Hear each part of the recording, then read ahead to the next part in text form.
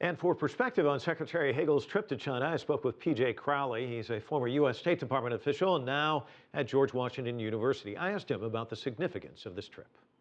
I think, Mike, if you look over the past 25 years, the relationship between China and the United States has literally transformed itself, and it is now so broad, so deep, in a governmental level as well as a private level. But the least developed relationship within the two governments is the relationship between the American and Chinese, defense establishments. And so the fact that Secretary Hagel is making his first trip to China and has been granted access to, China's aircraft carrier, the first foreigner, to be able to do that, I think sends a very significant signal that perhaps there's going to be more depth in this relationship going forward in the military realm than has been in the past. You just mentioned a significant signal, and this comes on the back end of the ASEAN forum, where they have a chance to kind of get together and get to know one another. So how do you build on this? Obviously, this, as you say, it's a key indicator that perhaps the relationship is going in another direction. How do you build on that? Well, I mean, it's very, very important. There's a lot of mistrust in this relationship, a lot of potential for miscalculation. Both sides are wary of the steps taken. From a Chinese perspective, they think the American pivot to Asia was about containing China. From an American perspective, they look at the lingering border disputes, particularly the Diaoyu and Sakanko Islands, and the fact that China, somewhat surprisingly established this air identification zone.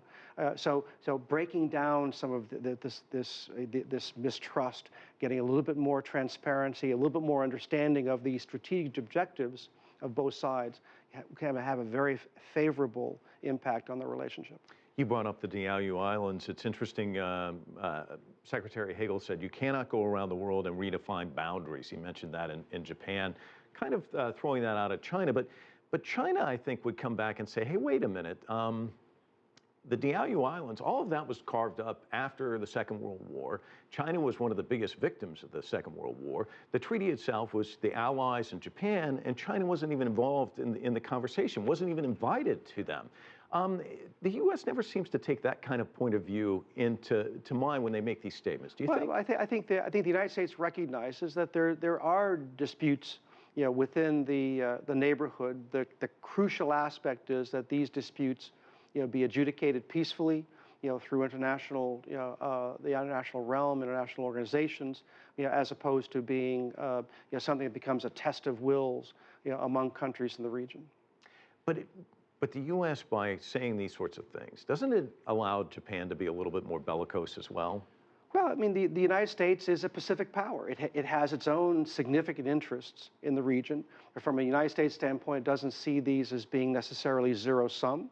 But this is something that has to be worked through, and hopefully, the Secretary's visit to China, an increase in dialogue, perhaps over time, some increase in transparency, can have a meaningful effect.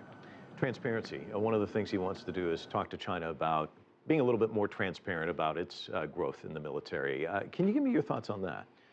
And this is, I think, from the U.S. standpoint, they see fairly dramatic increases in Chinese defense spending, and simply want to know, what are you going to do with these capabilities? And certainly from an American standpoint, not only does the United States want to know, but other countries in the region want to know as well, those that have a significant relationship with the United States and in fact have welcomed an increased focus by the United States in the Asia-Pacific region, following up on the Obama administration's statement of a rebalancing of its strategic attention. P.J. Crowley.